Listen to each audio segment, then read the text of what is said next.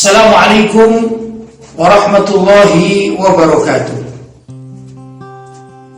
Ikhwani, kaum muslimin dan muslimat yang dirahmati oleh Allah,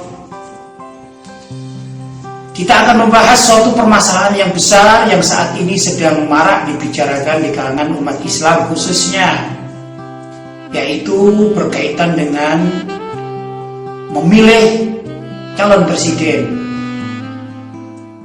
Kita harus tahu bahwasanya memilih seorang presiden itu adalah sebuah keniscayaan bagi umat Islam.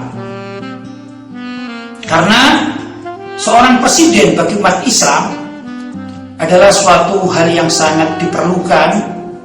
Bagaimanapun tidak, seorang presiden adalah imam bagi kepentingan umat Islam. Presiden dalam artian adalah kepala negara. Cobalah kita berbicara di dalam masalah pernikahan bagi seorang wanita. Karena di keluarga kita kan ada wanita-wanita, ada kalanya sudah menikah, ada kalanya belum menikah. Nah, tatkala seorang wanita yang belum menikah itu kebetulan dalam rumah tangganya tidak ada wali dari pihak keluarga, maka menurut hukum syariat walinya adalah wali dari negara alias wali hakim.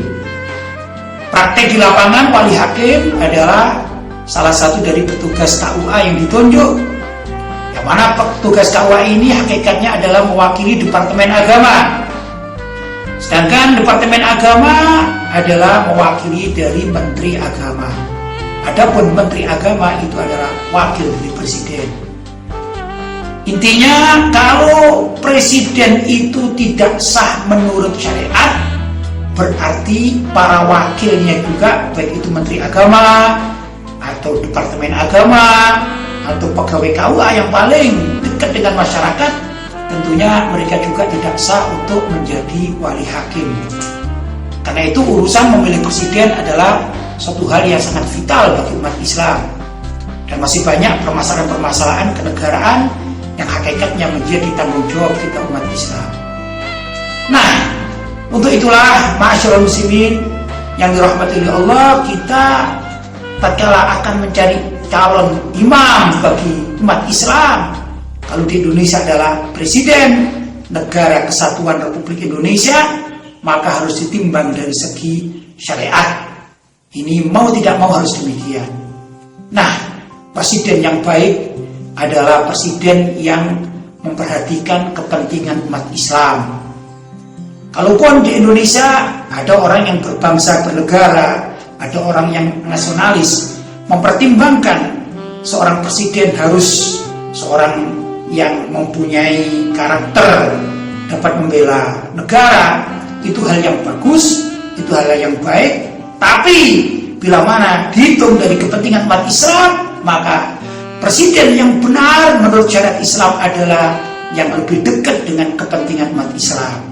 Bila mana ada dua kandidat, yang satu dekat dengan kepentingan umat Islam, yang satu lagi sering menjegal kepentingan umat Islam, baik itu di parlemen misalnya, kepentingan tata cara bersyariat Islam itu sering dijegal oleh pengusung presiden, tentu ini yang tidak boleh dipilih oleh umat Islam. Tapi calon presiden yang benar-benar dekat dengan umat Islam, dekat dengan tokoh-tokoh Islam, dekat dengan partai-partai Islam, itu paling tidak, walaupun secara syariat tidak sempurna dalam pandangan fikih, fikih siasa maksudnya itu, tapi kedekatan dengan umat Islam itu menjadikan presiden tersebut dikatakan akhafud dororain, itu mencari presiden yang lebih sedikit kemadorotan atau bahaya bagi kepentingan umat Islam, alias lebih maslahat di masa mendatang di dalam kepemimpinannya. Karena itulah, mari kita timbang-timbang untuk mencari presiden yang benar-benar sesuai dengan kriteria syariat. Bagaimana caranya? Menurut para penyair dikatakan, anil mar'i la tas'al wasal an qarinihi innal qarina bil muqarrani yaqtadi. Tentang figur seseorang itu jangan tanyakan siapa dia, Tapi tanyakan siapa yang mengelilinginya, siapa yang mendukungnya. Sesungguhnya orang yang mengelilinginya, situasi dan para pendukungnya itu menandakan adanya keserupaan atau kesamaan dengan siapa yang didukungnya. Alias kalau ada calon presiden yang didukung oleh mayoritas umat Islam, didukung oleh tokoh-tokoh Islam, didukung oleh partai-partai Islam, jelas presiden yang demikian ini lebih dekat dengan kepentingan syariat dibanding dengan calon presiden yang didukung oleh orang-orang kaum abangan misalnya, orang-orang di luar Islam misalnya, non-muslim misalnya, atau tokoh-tokoh yang tidak berafiliasi terhadap kepentingan umat Islam, alias yang sering menjegal kepentingan umat Islam. Tentu yang kedua ini tidak bagus untuk kepentingan bangsa Indonesia, khususnya karena negara Republik Indonesia adalah mayoritasnya berpenduduk muslim.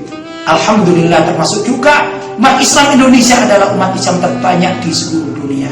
Karena itu, untuk berikut hari kita pertimbangkan cari pemimpin yang dekat dengan umat Islam, yang secara nyata dan kasat itu didukung oleh partai-partai Islam, ormas-ormas Islam, tokoh-tokoh Islam.